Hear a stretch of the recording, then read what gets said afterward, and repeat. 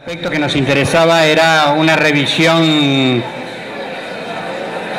de los fines de nuestras escuelas de la Iglesia o escuelas que adhieren a la fe católica y que por lo tanto, además del compromiso de la evangelización, tenemos un compromiso con la comunidad que nos rodea y la necesidad de revisar periódicamente este compromiso. Por eso es que la invitamos a María Nieves Tapia, le pedimos una reflexión acerca de un tema que ella maneja desde hace mucho tiempo. Bueno, para los que no la conocen a Nieves, creo que la mayoría que hace mucho tiempo que está en la educación sí la conoce. Nieves adhirió muy pronto al movimiento de los focolares y estuvo trabajando mucho tiempo con ellos, es adherente, y participó de la pastoral de juventud en la época de la prioridad, en la organización de los encuentros juveniles de la Iglesia, participó de la organización de la Avenida del Papa en el encuentro de juventud que se hizo en el año 1987 en la 9 de julio. Por lo tanto, ha tenido toda una experiencia de iglesia muy profunda que siempre mantiene y ha colaborado en muchos equipos y colabora en equipos del episcopado. Ella es profesora de historia con una especialización en historia de Roma, ¿sí? una tesis particular que vincula mucho sus afectos. Y ha desarrollado a través de estos años una actividad importante con este tema que ella, se da a llamar aprendizaje-servicio y que vincula este fenómeno tan fuerte de nuestras comunidades de la solidaridad, pero que a veces lo hacíamos saliéndonos de nuestra actividad propia del aprendizaje de los alumnos. Y esta síntesis que ella viene proponiendo ha llevado a muchas de nuestras escuelas a cambiar el sentido de lo que hacíamos en este sentido. Bueno, ella trabajó con esto, fundó el Centro Latinoamericano de Aprendizaje y Servicio Solidario, CLAIS, que ella también dirige en este momento, y participó durante algunos años en Escuela y Comunidad y también desarrollando estas actividades en el Ministerio de Educación, promoviéndolo, más de 5.000 escuelas, ¿no? Llevaron adelante este tipo de proyectos en los concursos que organizó el Ministerio. Hoy ya de nuevo fuera de esta actividad y vuelta a CLAIS con una mayor dedicación, nos pareció que era un lindo momento para renovar este tema entre nosotros con esta mirada particular que conversamos con ella, es de una escuela situada en la comunidad, mirando su contexto. Así que, muchas gracias, Nieves. Al Marín vengo desde la época de la primera juventud, ha sido siempre una presencia. Vine de joven, vine de estudiante, vine de pastoral de juventud y he venido también varias veces a encuentros de docentes y siempre es un gusto estar acá. Así que yo voy a hablar de temas que tienen que ver con lo concreto, con la realidad, con lo metodológico, pero me parece que tiene mucho que ver con la dimensión más profunda que vimos en el primer momento de la mañana, con esto de el dar y el acoger desde el corazón. Entonces, si empezamos con la presentación, cuando hablamos de escuela y comunidad, me parece que es importante como principio de año es un buen momento para parar la pelota, para repensar de qué tipo de escuela estamos hablando. Y como les dijo Carlos, yo soy profesora de historia, por deformación profesional, vamos a hacer muy rapidito una mirada desde una mirada también quizás más histórica, si pasamos. Si pensamos en la escuela fundacional de nuestro sistema educativo, la escuela del siglo XIX, era ese templo del saber que incluso desde lo arquitectónico, ¿no es cierto?, lo de las columnatas, los edificios así imponentes, buscaba cómo marcar la diferencia con el entorno. En ese contexto en donde el enciclopedismo pensaba a las ciencias y al saber como neutral, que trataba de no contaminarse con la realidad, era una escuela en donde la ciudadanía y la formación de la ciudadanía pasaba básicamente por la palabra, ¿sí? Esta generación que creía sobre todo el valor de los textos. Creo que acá en la sala todavía debemos quedar unos cuantos que nuestra educación democrática pasaba por aprender de memoria el preámbulo de la Constitución Argentina y los pactos preexistentes, y que, bueno, sabemos por experiencia histórica también que eso no funcionó muy bien como para generar ciudadanos participativos y democráticos. Hay una inercia de este modelo que sigue creyendo que formamos a los ciudadanos aprendiendo la Constitución y la Declaración de los Derechos Humanos y los recortes de periódicos, y hay una inercia de este modelo en el que lo que pasaba en la vereda no entraba dentro de nuestra responsabilidad civil, así que no es nuestro problema. Yo me acuerdo cuando recién empezaba a dar clase, una amiga me contaba de su directora, había chicos del colegio que se estaban trompeando en la vereda, y la directora le dijo: nena, vos no te preocupes porque eso no es nuestro problema, vení, vamos a tomar un tecito.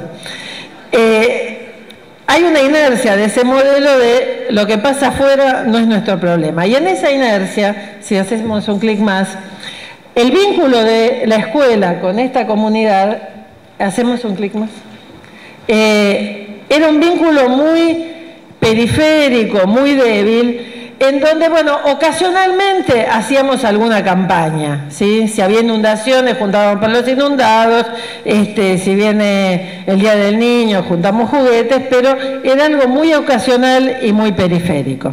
Si pasamos a la siguiente, sobre todo desde los años 60, empieza a hablarse del vínculo con la comunidad.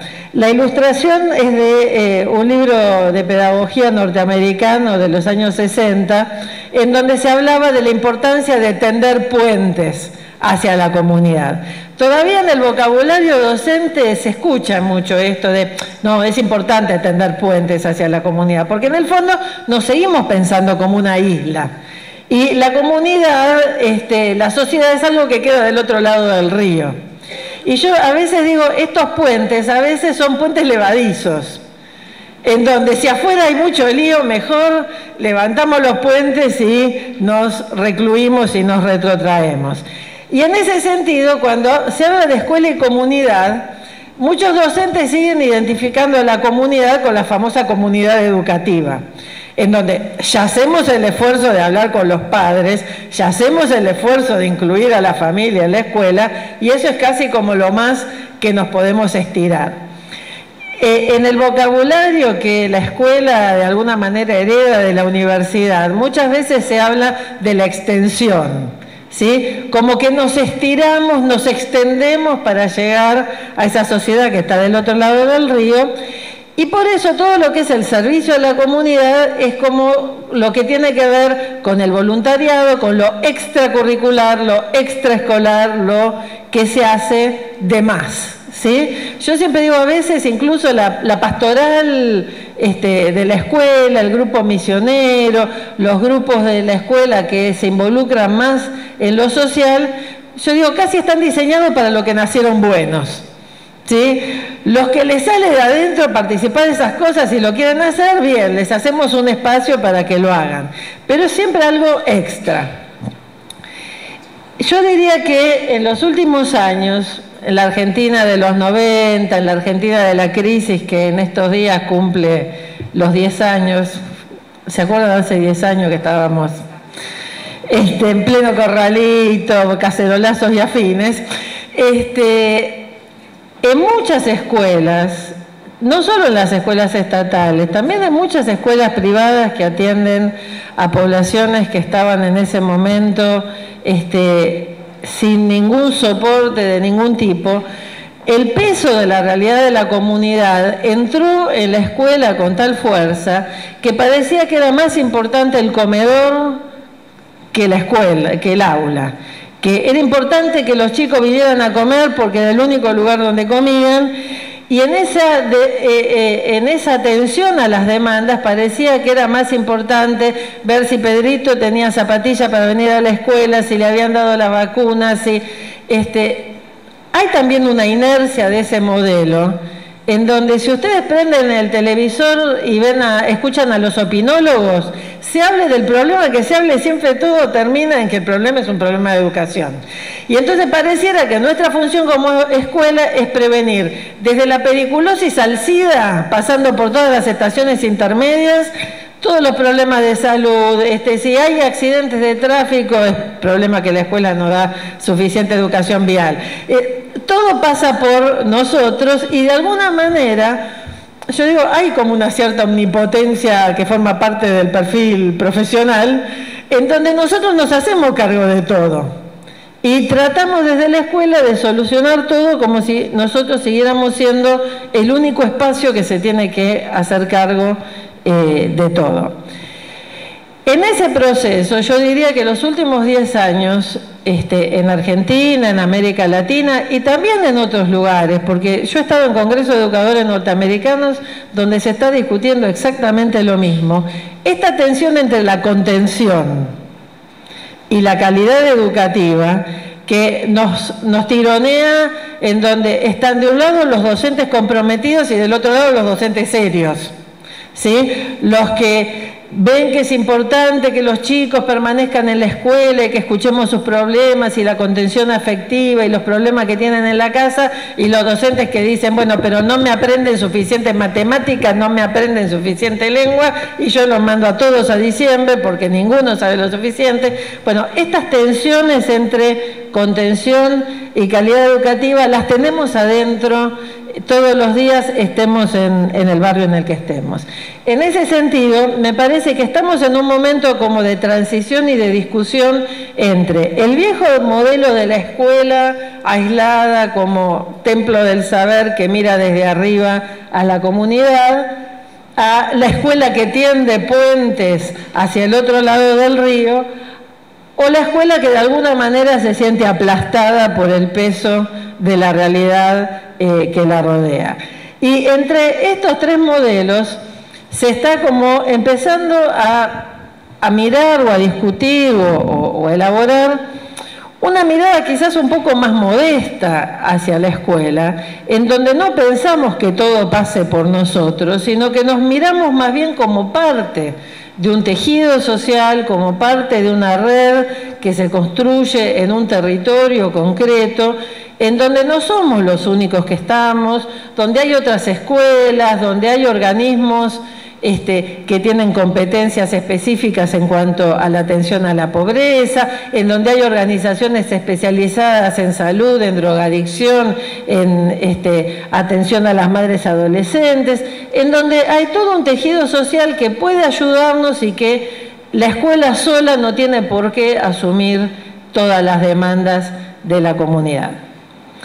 Ustedes me dirán, bueno, esto es muy lindo en los papeles, pero después ¿cómo hacemos en la vida real? Así que, si me permiten, voy a empezar, pasamos a la siguiente, con una experiencia concreta. Es una escuela conurbano bonaerense, una secundaria construida bastante recientemente, hace unos 15 años, se construyó una escuela en un asentamiento en José C. Paz, es la primera escuela secundaria que hay en la zona. En esta escuela secundaria a la que llegan chicos que son la primera generación de sus familias que llega a la secundaria, tenían que hacer, ¿se acuerdan el polimodal? ¿Se acuerdan el proyecto del tercer año de polimodal de investigación y intervención comunitaria que había que hacer la modalidad de humanidades y ciencias sociales? En esa comunidad hacer un diagnóstico de las necesidades de ese territorio. Se imaginan que la lista de necesidades podía dar para muchísimo. Para sorpresa de los propios docentes, cuando después de hacer el diagnóstico de la realidad de José C. Paz, los chicos tenían que elegir un tema para trabajar, el tema que eligieron fue que en su barrio no hay libros. Es un barrio donde no hay bibliotecas, donde no hay librerías y en sus casas no hay libros. Entonces propusieron como proyecto de intervención sociocomunitaria hacer una biblioteca circulante. Era la época de los carritos que juntaban los papeles y casi todos en su familia tenían algún cartonero activo. Y entonces el abuelo de uno de ellos les construyó un carrito, pero en vez de ser un carrito para juntar papeles, era un carrito para ir a llevar libros y lectura. Entonces el proyecto funcionaba así. El grupo se repartía en dos y entonces en la hora de proyecto medio grupo se quedaba en clase preparando las actividades para la semana siguiente y medio grupo salía con el carrito. Y entonces un viernes iban al centro materno infantil, otro viernes iban a el hogar de ancianos y entonces a los ancianos les hacían teatro leído, a los chicos les hacían juegos y eran todas actividades de promoción de la lectura en distintas organizaciones de la comunidad. Este proyecto ahora está cumpliendo 12 años, ganaron el premio presidencial de Escuelas Solidarias y se pudieron hacer un carrito más grande, mejor, con ruedas más fuertes y con más libros, y siguen haciendo estas actividades. A lo largo de estos 12 años, uno podría describir al proyecto como un proyecto que le permitió a la escuela trabajar en red con una variedad muy grande de organizaciones de la comunidad, como el Centro Materno Infantil o como el Asilo de Ancianos. Es una escuela pública, pero trabaja con la parroquia y con el grupo de scouts, porque los scouts de esa parroquia y de otras parroquias amigas son las que le juntan los libros para renovar la biblioteca. El municipio se dio cuenta que el proyecto era interesante y entonces ahora les puso un micro para que puedan llevar el carrito a las organizaciones a donde a pie costaba mucho llegar. Ganaron el premio presidencial, desde CLAES los estamos ayudando con recursos, engancharon a la red de magos solidarios que va a hacer actividades también de promoción de la lectura con sus magos, de manera que no es que la escuela tuvo que hacer todo, sino que se fue generando, obviamente no en un día ni dos, se fue generando esta red. Pero además de esta red con la comunidad, en torno al proyecto se fue generando también una red de contenidos curriculares y un proyecto pedagógico. Y ese proyecto, que empezó como un proyecto de metodología de las ciencias sociales y proyecto, que era la vieja materia del polimodal, de pronto se convirtió en el proyecto que hace que esos chicos en lengua y literatura, esos chicos del asentamiento de José C. Paz, les puedo asegurar que tienen mejores notas en lengua y literatura y una capacidad de comunicación y un conocimiento de literatura argentina y latinoamericana que muchos colegios con más recursos envidiarían. Ese proyecto de promoción de la lectura impulsó a que los chicos pidieran ayuda en las materias pedagógicas, a cómo se preparaban las actividades, a que le pidieran al profe de educación física que les enseñara a armar juegos para trabajar con los chicos, a que desde economía y sociología pudieran entender mejor la realidad de la comunidad en la que estaban insertos, e incluso generó cosas no previstas, como que en la escuela entró un chico no vidente, porque no había en esa zona, no hay ninguna escuela para ciegos, entonces la escuela asumió el desafío de tomar a un adolescente no vidente, y el carrito ahora lleva textos en braille, porque la docente integradora que se sumó a la escuela para integrar al chico no vidente, les enseñó braille también a los chicos videntes, que son los que le pasan a braille los apuntes de clase, los libros de texto y los materiales para que estudie, y eso fue constituyendo una biblioteca en braille que ahora circula hacia otros chicos no videntes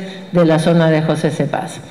Fíjense cómo, por mirar hacia el contexto, por mirar hacia el entorno, por diagnosticar bien una necesidad del territorio, la escuela se enriqueció no solo con una red de vínculos muy compleja, sino que también pudo generar un proyecto pedagógico. De esto es de lo que hablamos cuando hablamos de aprendizaje y servicio solidario. Yo voy a empezar así con 3 imágenes muy básicas. Todos sabemos que hacer una campaña, hacer una colecta, es un servicio solidario. Hacer una campaña es lo que sabemos hacer todos, ¿sí? Están los nenes de jardín que juntan las tapitas para el Garraham, los chicos de la primaria que están juntando papel y cartón a beneficio, los grandes de la secundaria que juntan comida y ropa para llevar a la misión. esa es la que sabemos todos. Otra que sabemos todos es, si uno estudia tecnología y construye un robot miniatura para cumplir con los contenidos de tecnología, eso es aprendizaje, ¿sí? Cuando en cambio pasamos a la siguiente, estudiamos tecnología para aprender cómo se hace para darle energía a comunidades rurales que no tienen acceso al tendido de la red eléctrica corriente, y le damos energía a esas comunidades, eso es aprendizaje de servicio solidario. Cuando hablamos de aprendizaje de servicio, hablamos de proyectos en donde lo que aprendemos se pone al servicio de la comunidad, y lo que le damos a la comunidad no es solo cosas, sino también conocimiento. Las fotos son de experiencias reales de escuelas de muy distintos lugares, y son 4, pero les podría mostrar docenas. Un colegio de una fundación religiosa en una villa en Bariloche que le montó el molino de viento para que una comunidad mapuche a 100 kilómetros de la ciudad donde viven alumnos de esa escuela pueda tener luz y agua. Una escuela técnica pública de la ciudad de Junín de los Andes que desde hace 16 años su proyecto pedagógico es ofrecer fuentes de energía alternativas a familias que viven en zonas aisladas de la cordillera, y entonces ahí están, por ejemplo, poniéndole una turbina hidroeléctrica a un grupo de pobladores cerca de Junín de los Andes. Una escuela de Unquillo que construye hornos solares para que la gente que vive en las sierras no tenga que talar la poca leña que va quedando en las sierras, sino que pueda tener maneras más sustentables de cocinar. Y la Universidad Nacional de Salta, que como parte de la carrera de energías renovables de la Facultad de Ingeniería, está instalando paneles solares, calefactores solares y otros dispositivos en comunidades de la Puna. Fíjense que estos proyectos no son solamente hacer una campaña, son proyectos muy complejos en donde hay que saber mucho para poder generar un impacto muy notable en la comunidad. Por eso, cuando hablamos de aprendizaje y servicio solidario, hablamos de experiencias que reúnen al mismo tiempo 3 características. La primera es que hay un servicio solidario concreto, que tiene que atender a necesidades concretas, reales, que la comunidad percibe como necesarias, y que se trabaja no para la comunidad, sino con la comunidad. El aprendizaje de servicio no es hacemos el debate o la monografía de diagnóstico sobre las realidades, sino que nos arremangamos, pero nos arremangamos para trabajar con la comunidad. La segunda es que está protagonizada por los estudiantes. No es la campaña que hace la Unión de Padres del colegio, no es la donación que hace la institución, son actividades en donde los chicos están involucrados en primera persona. Ellos son los que estudian cómo hacer la turbina y los que la instalan. Ellos son los que estudian cuáles son las necesidades de la comunidad, leen los libros y hacen la promoción de la lectura. Son actividades de los estudiantes y en las que participan desde el principio hasta el fin. Y finalmente, el protagonismo docente está en esta tercera característica, que son experiencias y proyectos en donde sabemos qué le vamos a dar a la comunidad, pero también sabemos qué es lo que van a aprender nuestros estudiantes en ese proceso.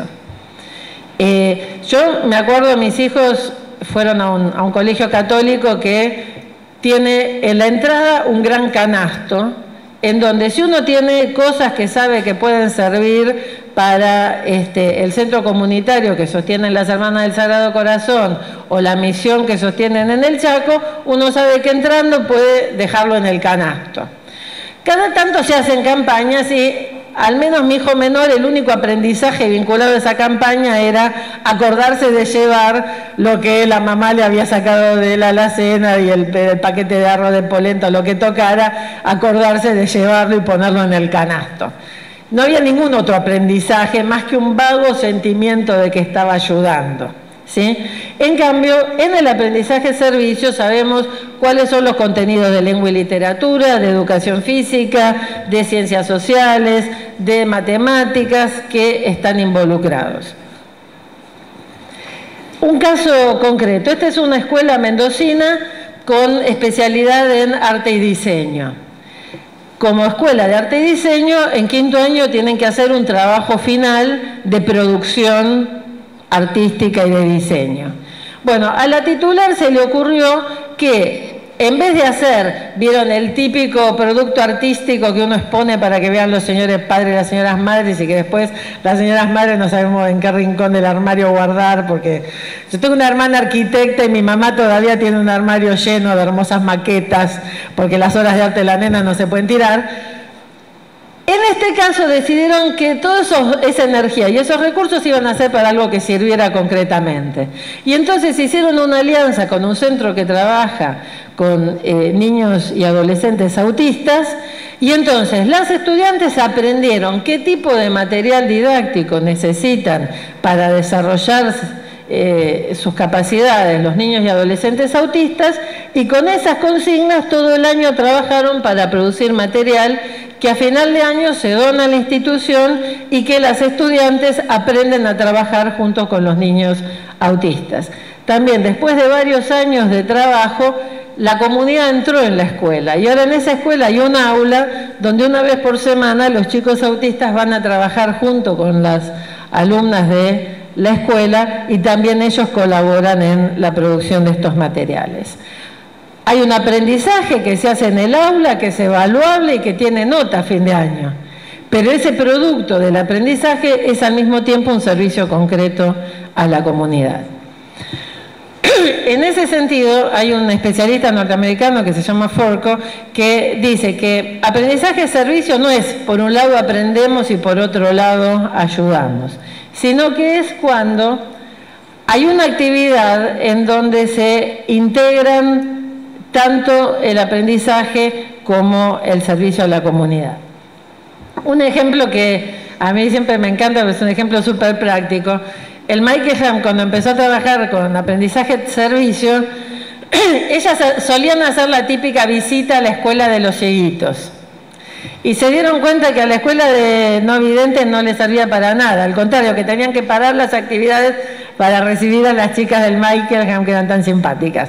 Entonces decidieron preguntar qué es lo que necesitaban. Y les dijeron, miren, de la provincia recibimos los materiales didácticos para el desarrollo de la enseñanza de braille y de las habilidades motoras. Pero para aprender geografía, historia, matemáticas, geometría, no hay materiales didácticos pensados para no videntes.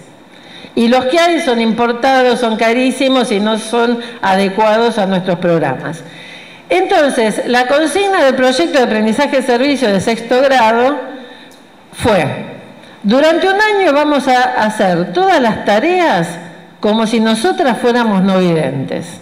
Y entonces, si hay que hacer el mapa del relieve de la República Argentina, en vez de hacerlo en el mapa que compramos en el kiosco y lo dibujamos con marcador, lo hacemos en plastilina para que sea un mapa en relieve, para que después con ese mapa los chicos de sexto de la Escuela de No Videntes puedan aprender geografía. Y en geometría, en vez de dibujar los cuerpos, se fabricaban en materiales resistentes para que puedan hacer. A lo largo de ese sexto grado, las chicas aprendieron todas las materias que tenían que aprender, generaron un montón de material didáctico para la otra escuela, pero además desarrollaron una capacidad de ponerse en el lugar del otro que no hubieran desarrollado con la pura visita al colegio de ciegos. En ese sentido, esta es una metáfora culinaria que una amiga catalana desarrollamos juntas. Si nosotros a la hora de la cena ponemos un bol de harina y un plato con queso, tomate y laurel, no creo que nuestros hijos lo aprecien lo mismo que si ponemos una buena pizza. El aprendizaje-servicio es como la pizza, en el sentido de que la suma de los elementos y la combinación de los elementos da un resultado que es mucho más que una cosa más la otra, cuando siguen yendo por carriles separados. Y por eso el Centro Promotor de Aprendizaje y Servicio de Cataluña dice que la integración de la acción solidaria y los esfuerzos de aprendizaje transforman los dos componentes. y genera una cosa que es distinta. Yo, miren, esto lo he visto en montones de experiencias concretas de escuelas. Esta es una escuela técnica de Córdoba. Yo trabajé muchos años de profesor de historia en una escuela técnica salesiana, en donde el deporte favorito de mis alumnos en la hora de taller era ver quién hacía saltar los tapones primero.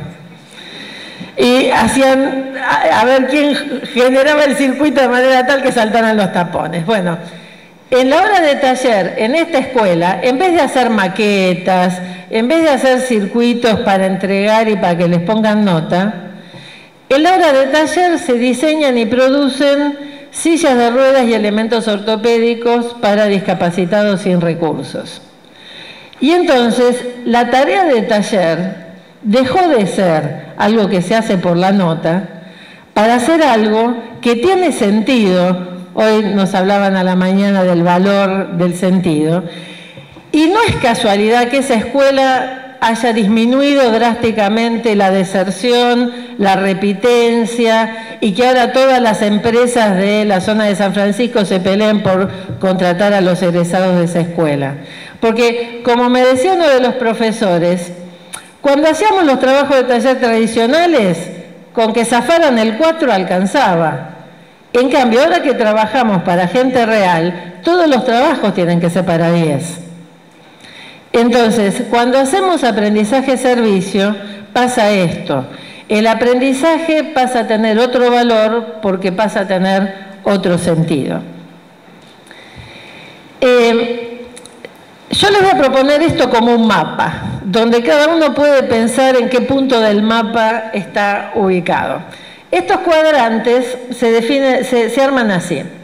Piensen en el eje vertical como un termómetro que mide cuánto servicio estamos dando a la comunidad. Bueno, a lo mejor le damos algo de comida al centro comunitario 2 o 3 veces por año, está muy bien, ayuda. O capaz estamos alfabetizando, estamos poniendo electricidad, estamos contribuyendo con apoyo escolar todo el año, y eso es otra calidad de servicio, ¿sí? Todas las escalas en ese termómetro. En el eje horizontal, en cambio, medimos cuánto aprenden nuestros estudiantes intencionadamente a través de ese proyecto. Y subrayo intencionadamente porque todos los que hemos hecho trabajo social alguna vez sabemos que siempre aprendemos un montón de cosas y nos enriquecemos mucho más de lo que damos. Pero eso en general es como una especie de objetivo no planeado, como fruto no pensado de las actividades. Hablamos de aprendizaje integrado intencionalmente al servicio. Eso nos delimita 4 cuadrantes. En el primero están, cuando salimos a la comunidad, porque tenemos que hacer el trabajo de campo, el aprendizaje en base a problemas, el diagnóstico de la comunidad. ¿Vieron? El típico proyecto en donde, por ejemplo, en Capital, el clásico, vamos a el cinturón ecológico, a aprender sobre la flora y fauna originaria del ecosistema pampeano. Ok. Aprendimos de la comunidad un montón de cosas, vemos que la gente tira basura, que no cuida, que incendia, pero eso no es nuestro problema porque nosotros fuimos a aprender, ¿sí? Entonces, salimos a la comunidad, aprendemos de ella, pero no hacemos más nada. En el otro extremo, mucho aprendizaje, nada de servicio. En el otro extremo están las típicas campañas de las que ya hablamos, ¿no es cierto? En donde ayudamos un poquito, a lo mejor aprendemos algo, pero si aprendemos algo es casi casualidad. En los cuadrantes superiores están, por un lado, las actividades clásicas de la escuela isla, la extensión, el voluntariado, en donde nos asumimos como escuela el organizar actividades sociales. Pero el objetivo es de servicio y hacemos un servicio muy importante. Pero como es extracurricular, extraprogramático, no tiene nada que ver con el aprendizaje. Yo trabajé muchos años en una escuela católica en donde me enteraba que los chicos iban a misionar a Tucumán porque faltaban a la prueba de historia. La pastoral iba por un lado, las materias íbamos por el otro, ¿sí? Un clásico. Y a lo mejor hacemos cosas valiosísimas desde el punto de vista de lo comunitario, de lo social, pero no tienen nada que ver con el aprendizaje.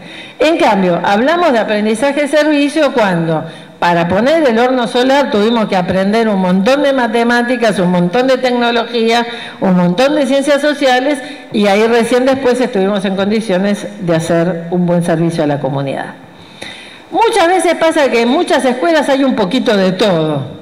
Y todos tenemos algún trabajo de campo, alguna campaña sistemática, algún voluntariado y con suerte algún proyecto de aprendizaje-servicio. Lo interesante del aprendizaje-servicio es que a veces la misma actividad, según como esté planeada, puede estar en un cuadrante o en el otro. Yo voy a tomar un ejemplo así muy banal. Pintar paredes puede estar en cuadrantes distintos. La foto es de un grupo de estudiantes de La Rioja que para celebrar el bicentenario decidieron pintar de celeste y blanco los muros de la ciudad de La Rioja. Gesto patriótico muy meritorio, seguramente algo mejoró el ambiente urbano, pero fue una cosa que empezó y terminó, y aprendizaje, pintar con brocha gorda. Esta foto, en cambio, es de un grupo de estudiantes de una escuela parroquial de Merlo Moreno que trabajan todos los sábados en un centro comunitario de Moreno.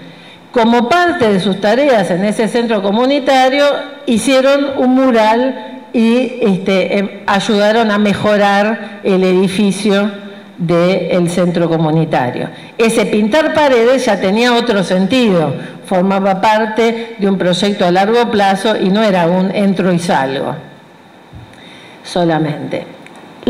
Estas fotos, en cambio, son murales pintados por estudiantes de Berisso que están trabajando con sus profesores de plástica y de historia en una recuperación del patrimonio histórico de Berisso.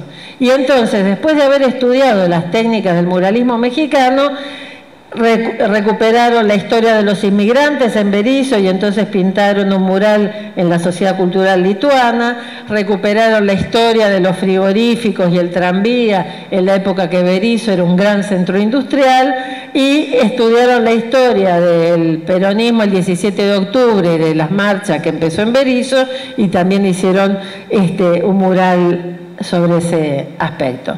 En ese caso, el pintar las paredes forma parte de un proyecto en donde están aprendiendo una historia de una manera alucinante, están estudiando plástica, están poniendo en juego computación y otras materias, en todo un proyecto que terminó con que ahora Berisso tiene un museo de la historia de Berisso con una sala, que es la sala dedicada a la calle Nueva York, que es la que era la calle de los conventillos de Berisso, que es cerca de donde está la escuela.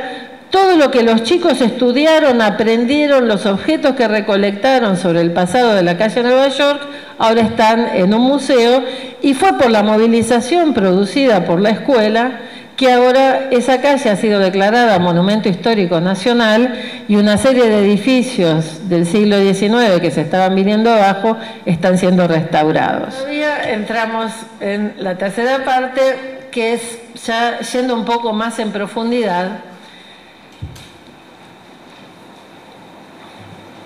Detrás de todas estas experiencias reales, yo estuve 15 años en el ministerio.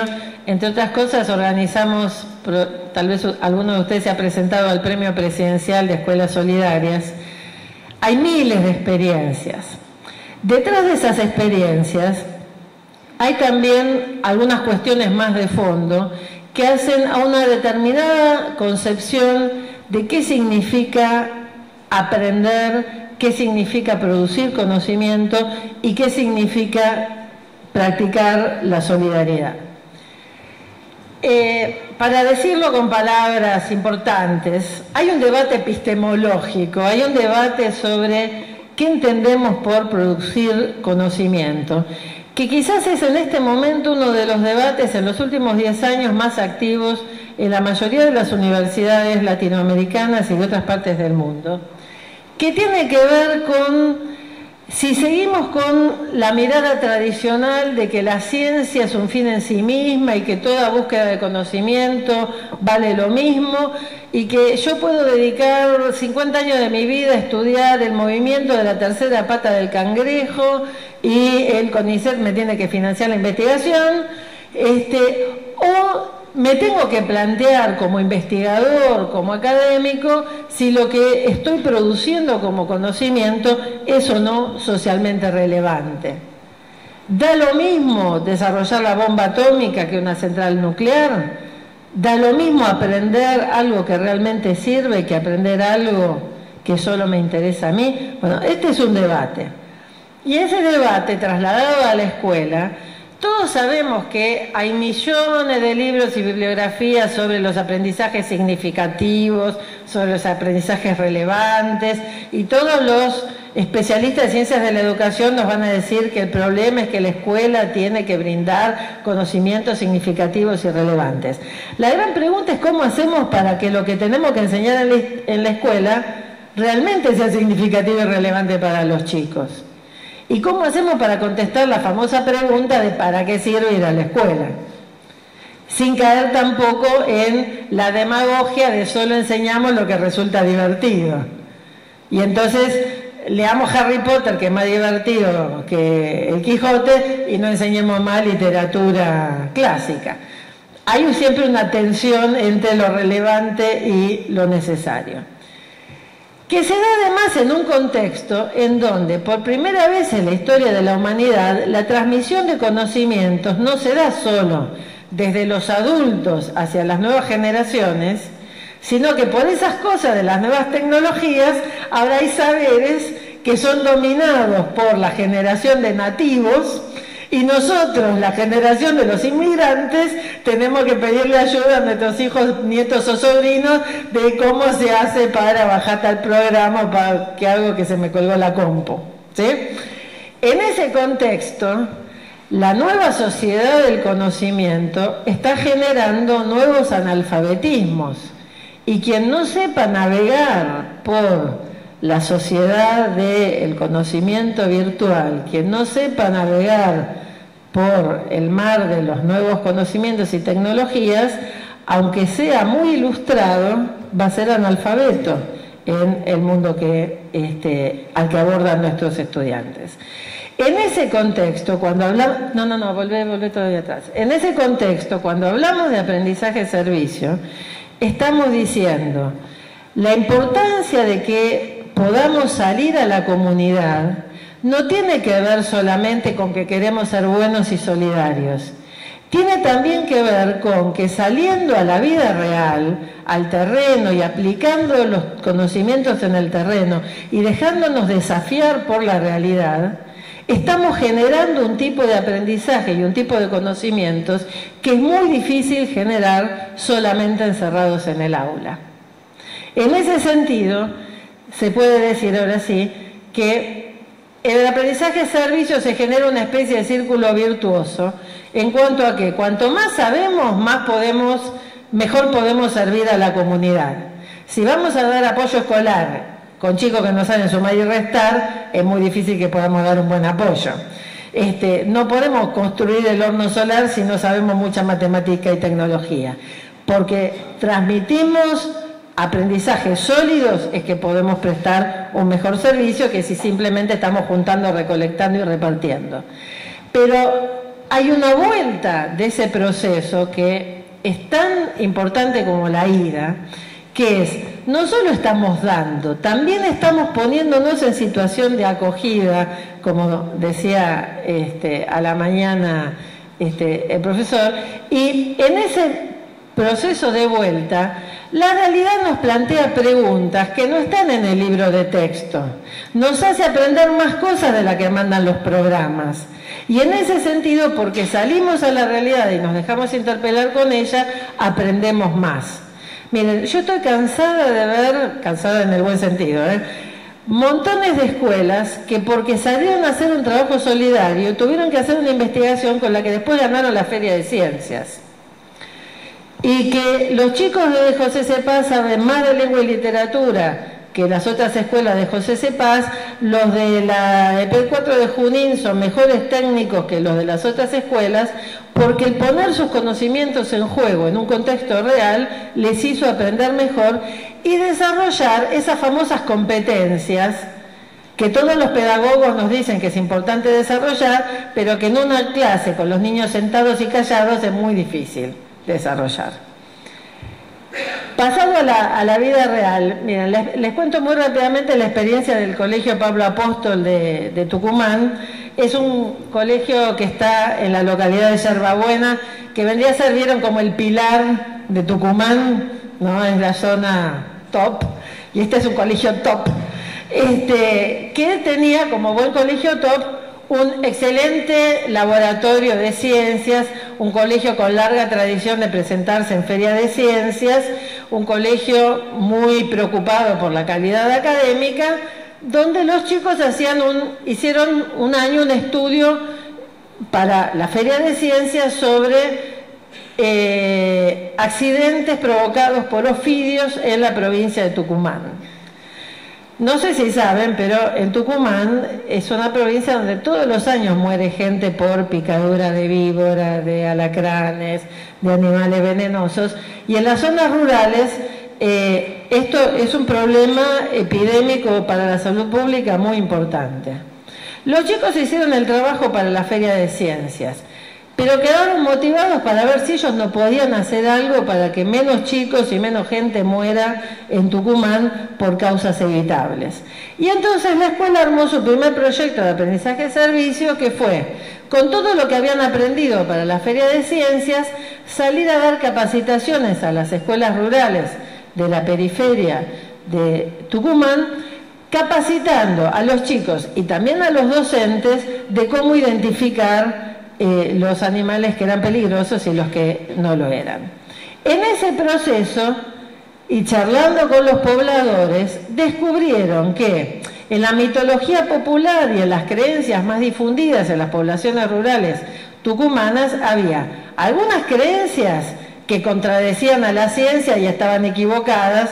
Por ejemplo, me explicaron los chicos, porque yo no sé nada de biología, me explicaron que hay un lagarto que la gente piensa que es mala suerte, que piensa que es dañino, y en realidad es un lagarto que come serpientes, y entonces si matan al lagarto va a haber más serpientes en la comunidad.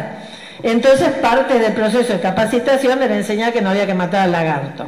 Pero también aprendieron de los viejos de las comunidades una serie de mecanismos caseros para identificar rápidamente a las víboras inofensivas de las serpientes venenosas, recetas caseras y muy eficaces y muy inmediatas para contrarrestar el efecto de las picaduras, que las saben los ancianos de la comunidad y que no las habían encontrado en ninguno de los libros de texto. Entonces, esos conocimientos a su vez retroalimentan el trabajo académico, y entonces hay un círculo virtuoso en donde en este momento esa escuela todos los años la invitan del Instituto de Formación Docente de San Miguel de Tucumán para que los chicos de la escuela capaciten a los futuros docentes rurales en problemáticas de animales venenosos en la zona rural de Tucumán, porque no hay nadie que sepa más que los chicos del San Pablo Apóstol. Entonces, en ese sentido, desde el punto de vista del conocimiento, no hay una oposición entre o somos buenos o tenemos calidad académica, o nos preocupamos por lo social o nos preocupamos por las materias. Una cosa alimenta a la otra. La salvedad sería que no cualquier solidaridad genera estos proyectos. Estos proyectos no solo involucran una concepción del conocimiento como algo que tiene que ser puesto al servicio de los demás, sino también involucran una mirada sobre la solidaridad que no es la tradicional.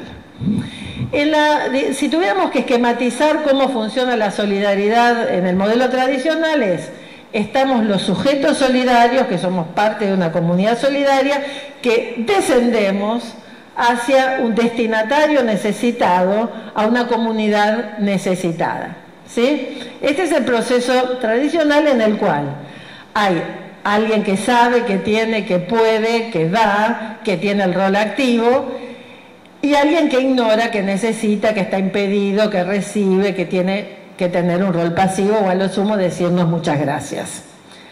En este modelo hay alguien que se acostumbra a ayudar y hay alguien que se acostumbra a recibir. Yo siempre digo que volvete, por favor.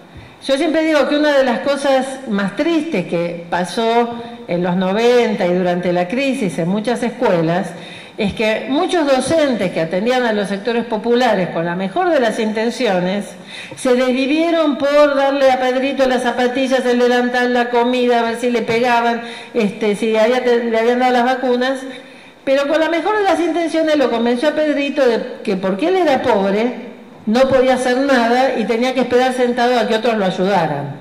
Que hoy será la señorita maestra y mañana será el puntero de turno. ¿Sí? Con la mejor de las intenciones, en América Latina muchas veces la escuela ha sido la primera escuela de clientelismo. Porque, basados en este esquema, pensamos que porque los chicos son pobres no tienen nada para dar. Y entonces lo único que pueden hacer es darnos las gracias.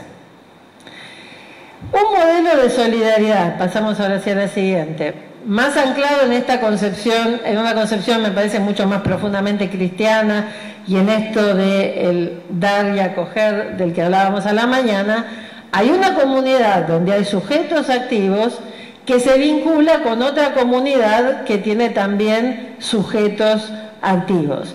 Y entonces lo que se da es un ida y vuelta, un diálogo horizontal, en donde todos reconocemos que sabemos algunas cosas, pero también ignoramos otras, que tenemos cosas, pero también necesitamos de los otros. Y en ese sentido, nosotros podemos saber todo lo que dicen los libros sobre las serpientes venenosas, pero necesitamos saber escuchar lo que sabe la comunidad. Nosotros podemos pensar que sabemos lo que necesitan los chicos de la villa, pero tenemos que saber escuchar a quienes viven en la villa y son los que saben de verdad qué pasa en la villa.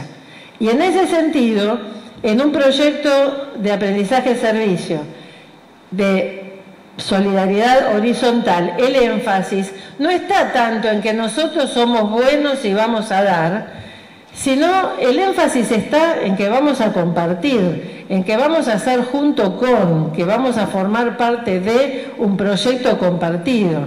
Y este es un vínculo en donde dejamos de hablar de destinatarios, de beneficiarios, porque estamos en el núcleo de la creencia cristiana, en donde hay un solo Padre para todos y todos somos hermanos. Y estamos viviendo como hermanos en la misma familia en la que a uno le tocó tener algo más de algo y a otro le tocó tener menos de algo, pero que nos reconocemos como hermanos y generamos un vínculo de fraternidad y no de dependencia.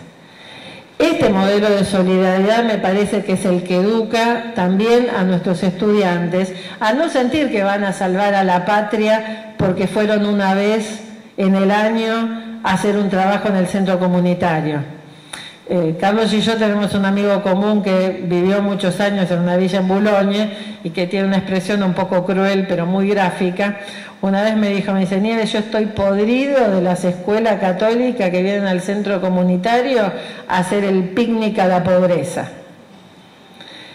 Lo de la excursión a la pobreza a veces nos deja muy contentos a nosotros, pero a veces también a los chicos del centro comunitario que creen que consiguieron nuevos amigos, los deja con un nuevo abandono, porque los nuevos amigos fueron, repartieron los caramelos, se sintieron muy bien, volvieron recontentos, pero no volvieron nunca más.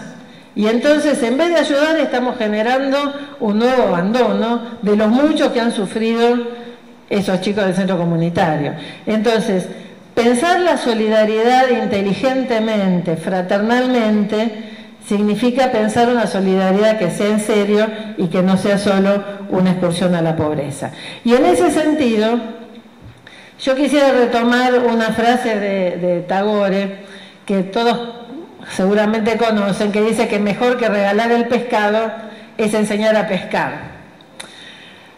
Un amigo de Bariloche que generó una organización comunitaria me decía, eso está muy lindo en la poesía, pero en la realidad a veces hay que comer primero para tener fuerza de sostener la caña y después hay que también tener el mar o la laguna donde pescar. Y a mí me parece que esto de el pescado, la caña y la laguna son una manera muy gráfica de pensar 3 dimensiones de una solidaridad inteligente en la que podamos educar a nuestros estudiantes.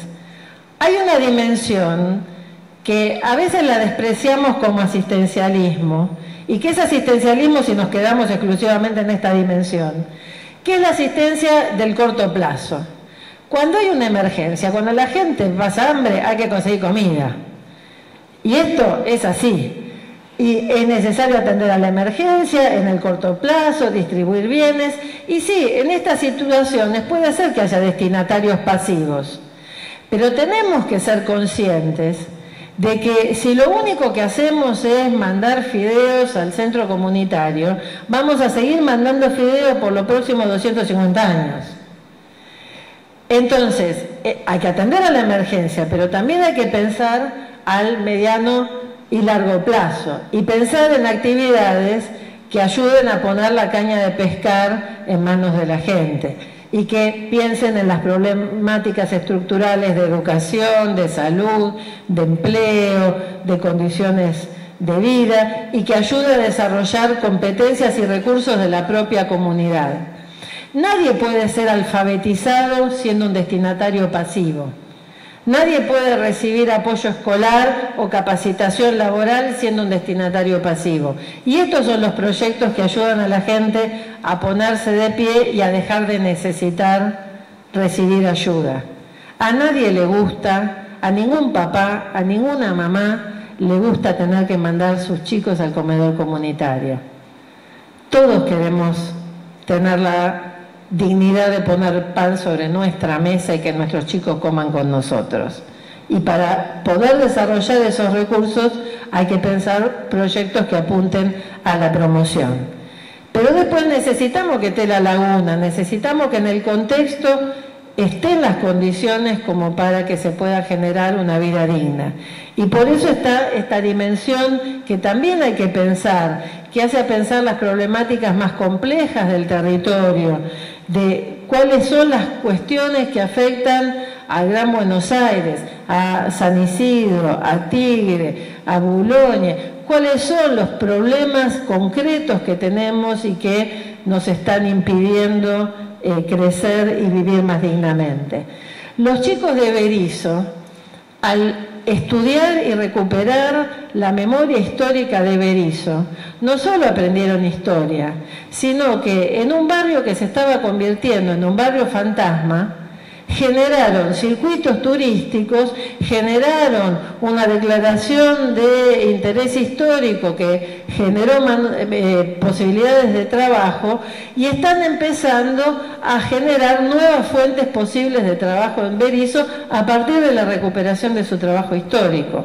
Eso es pensar en la dimensión del desarrollo local. Muy rápido, así nos queda tiempo para preguntas.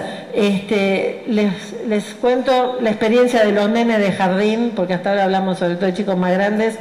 Esos nenes son de una escuela que está en Villa Futalaufken, en Chubut. Pasamos a la siguiente. No sé si se acuerdan, hace unos años hubo un tremendo incendio forestal. Turistas descuidados dejaron una fogata prendida, había sido un verano muy seco.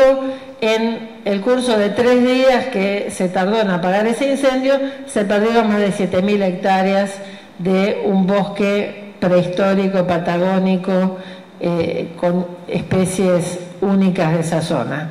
Uno podría decir, ante una catástrofe ambiental de esta magnitud, ¿qué es lo que pueden hacer nenes de jardín o nenes de primaria?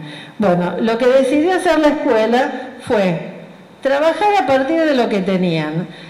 Típica escuela rural con su huerta escolar, con los currículums asociados al trabajo de huerta.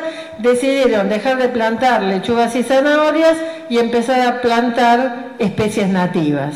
Entonces le pidieron a los guardaparques de parques nacionales que los capacitaran, salieron a recolectar semillas. La famosa germinación que yo hacía en mi casa con el poroto y no me significaba absolutamente nada, nada más que yo siempre hacía que se pudriera el poroto. Los nenes de Villa Futalaf, que nacen la germinación con alerces, con otros, con araucarias, y entonces generaron miles de plantines. Hasta ahí, tarea de aprendizaje, lo que se hace en la escuela. Lo que hicieron fue trabajar con toda la comunidad, con las otras escuelas de la zona, donaron esos plantines y toda la comunidad de Villa Futalaufken hizo con parques nacionales varias jornadas de reforestación en donde, gracias al trabajo y a la concientización de los chicos, Parques Nacionales tuvo una gran mano para acelerar la reforestación del Parque Nacional Los Alerces. Fíjense que en este proceso los chicos aprendieron un montón de contenidos conceptuales, procedimentales y actitudinales que no hubieran aprendido estudiando memoria del preámbulo de la Constitución Argentina. Esa foto de los nenes de jardín me encanta porque me parece muy simbólica de algo que para nosotros es una de las cosas más esenciales del aprendizaje-servicio. Que nadie es demasiado pobre ni demasiado especial como para no tener algo que dar a los demás. A veces pensamos en los chicos con necesidades especiales como problema. Pensamos en los chicos malieros que se sientan al fondo como problema. Pensamos en los chicos más pobres como problema. Y no los pensamos como protagonistas, como sujetos que son también gente que puede dar a los demás. Esas tres fotos son tres de muchos proyectos de aprendizaje y servicio hechos por escuelas especiales en la Argentina. Una escuela especial con taller de construcciones que en vez de hacer la pared de ladrillos y después tirarla porque están en el taller protegido y no podían salir, salieron a construir de verdad para que las familias de la escuela que vivían en casas precarias pudieran tener casas dignas. Esos chicos son del taller protegido, pero ahora pueden salir a trabajar y a pedir trabajo como albañiles, porque toda la gente de la zona sabe que esos chicos construyeron de verdad y lo hicieron bien, no hicieron simulacros. Ramiro, el nene de la esquina, estaba en 6º grado, cuando en las horas de braille, en vez de escribir dictado de cualquier cosa, hicieron durante todo el año dictado de los nombres de las calles y los monumentos de General Roca, y esos carteles en braille hechos por los chicos de 6º grado pasaron a la escuela técnica, que los imprimieron en chapas metálicas, y las dos escuelas se lo donaron a la municipalidad, que pudo hacer que General Roca sea la primera ciudad argentina que fue integralmente señalizada en braille, y en donde ahora los chicos de la escuela y todos los no videntes pueden transitar y saber en qué calle están sin tener que pedirle ayuda a nadie. Y la última es una escuela de Tandil, en donde en el taller de panadería, en vez de producir cualquier otra cosa, producen galletitas aptas para celíacos, para que los chicos celíacos de las escuelas de Tandil tengan en el kiosco algo que puedan comer y que no afecte a su salud. Fíjense que muchas veces pensamos en muchos como destinatarios que en realidad pueden ser protagonistas de grandes cosas. Entonces, estas cosas no salen en los diarios, no salen en la tele. Ya sabemos que las escuelas si salen en la tele es porque pasó algo malo. ¿Ok? Así que hay 26.400 experiencias protagonizadas por 15.000 instituciones de las casi 40.000 que tiene la Argentina, que no salen en los diarios. Y estas son solo las que presentaron experiencias al premio presidencial. Hay muchas escuelas que hacen cosas iguales maravillosas y que no se presentaron. Entonces, este mapa es el mapa de una Argentina que normalmente no se ve, pero que existe. Y me parece que es bueno verlo a principio de año para saber que no estamos solos, que no somos los únicos locos que queremos hacer estas cosas, que se puede hacer, porque si escuelas con mucho menos recursos que la nuestra lo pudieron hacer, nosotros también podemos. Saber que tampoco estamos solos en el sentido de que esta es una pedagogía que se ha ido difundiendo y que hay escuelas en Puebla, en México, en Cali, en Colombia, en Chile, en Brasil, en Bolivia, en Uruguay, que están haciendo aprendizaje-servicio, y es importante que nuestros chicos sepan que no son los únicos locos, sino que forman parte de una movida que no hará ruido, que no saldrá en la tele, pero que no deja de ser real. Yo quisiera terminar pensando en los chicos que en última instancia, si estamos acá en febrero capacitándonos, si hacemos lo de la piedra hasta arriba de la montaña, en última instancia es porque queremos a nuestros chicos, porque queremos a los estudiantes y porque queremos ofrecerles la mejor educación que podamos y que nos salga. Y en ese sentido yo quisiera terminar con dos testimonios de dos estudiantes que hicieron aprendizaje-servicio. Uno es el testimonio de Renzo, que es un estudiante de una escuela de fe y alegría en un barrio muy pobre de Lima. Yo tuve la oportunidad de estar cuando cumplían los 15 años de sus proyectos de aprendizaje-servicio. Ellos hacían un proyecto de forestación en un barrio desértico en las afueras de Lima. Y él decía esto, ¿no? Que para él antes aprender era que la profesora entraba y era pura teoría, teoría, teoría. Y ya sabemos cuánto les interesa a los chicos la pura teoría. Y en cambio, en el proyecto de aprendizaje de servicio se había dado cuenta de que había distintas maneras de aprender y que el proyecto de forestación para él había sido aprender jugando, aprender ayudando, aprender de distintas maneras. Nosotros podemos leer toda la bibliografía de inteligencias múltiples y seguir enseñando como siempre. Y enseñando como siempre es enseñar solo de una manera que apela solo a las inteligencias lógico-matemáticas y un poquito a las comunicativas. Cuando salimos a la realidad tiene la mala costumbre de ser multidisciplinaria, transdisciplinaria y nos obliga a poner en juego todas nuestras capacidades y no solo la cabeza. Y eso es lo que engancha a los chicos. Este es el testimonio de Pato, era una estudiante de una escuela católica que está en una villa en Bariloche. Ella a los 16 años estaba cursando la primaria de adultos en ese centro porque había estado en la calle desde los 8 hasta los 16.